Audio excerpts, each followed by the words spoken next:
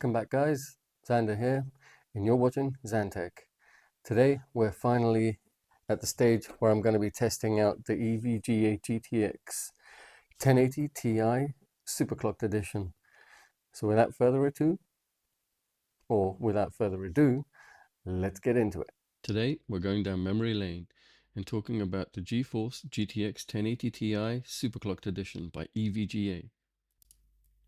Now, back in its heyday, this was one hell of a GPU.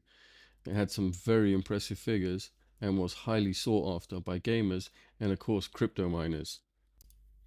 Now, first off, let's open the box and see what we get inside. To start with, we have all the usual accompanying paperwork, the manual, the warranty papers, the stickers, and a poster. Actually, the sticker and poster I do not have, as this card was loaned to me by a friend specifically for this video. Thank you, by the way, Johnny boy.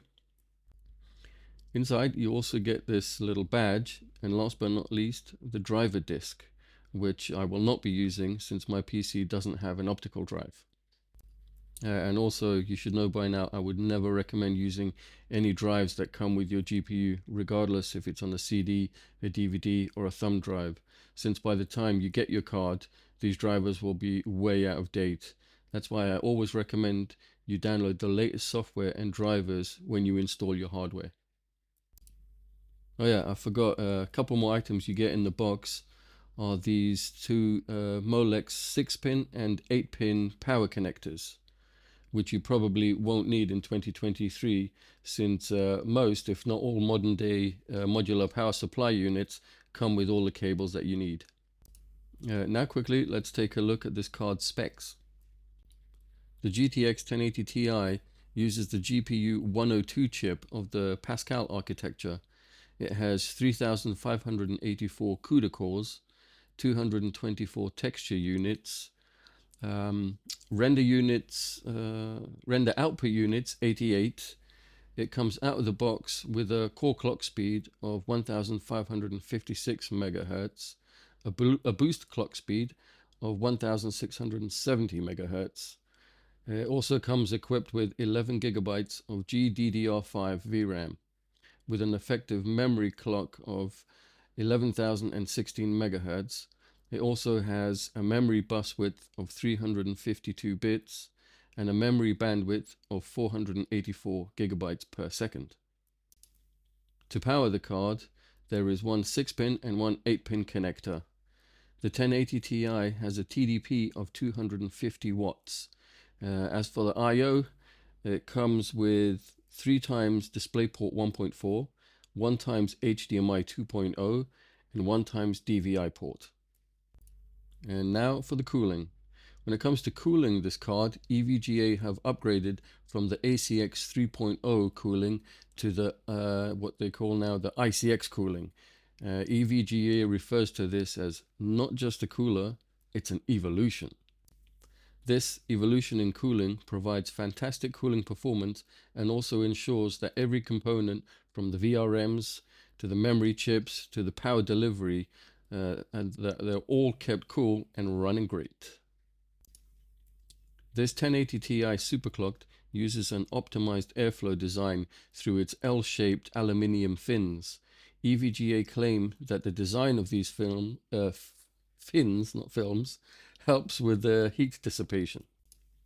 The back and base of the 1080 Ti has a die-cast plate that makes contact with all of its vital components. This is a very big step up from their previous ACX coolers. The backplate comes with an integrated copper heat pipe which lowers temperatures and maximizes cooling performance. Now, even though this card has 2 fans and not 3 like most modern day cards, excuse me, these 2 ball bearing fans will provide excellent airflow and keep the GPU sufficiently cool, even managing to stay quiet when it's under load. One of my favorite aspects of the build quality of this card is its size, especially when it comes to ITX owners. Because of the sleek design of the cooler and on this card, it quite literally only takes up 2 slots of your motherboard and doesn't bulk out like some other GPUs on the market, that also plug into 2 slots but take up 2.5 or even 3 space-wise. This fact remains the same even if you choose the EVGA for the Win 3 3-fan card. So even if your case real estate space is limited, you shouldn't have any problems using either of these GPUs.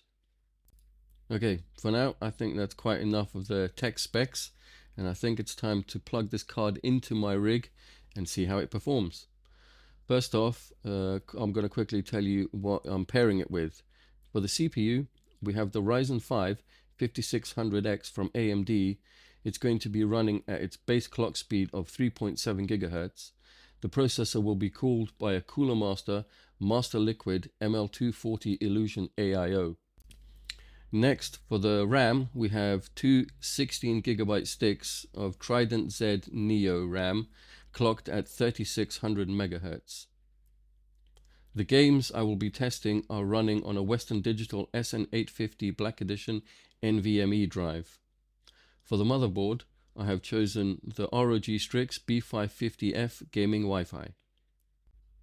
Providing the power for all of this will be the ROG Strix 750 80 Plus Gold PSU, and all of these components will be nice and comfy inside my P500A from Fantex. Well, guys, bit of bad news here. I just couldn't get the GeForce GTX 1080 Ti to work. I plugged it into the main board directly.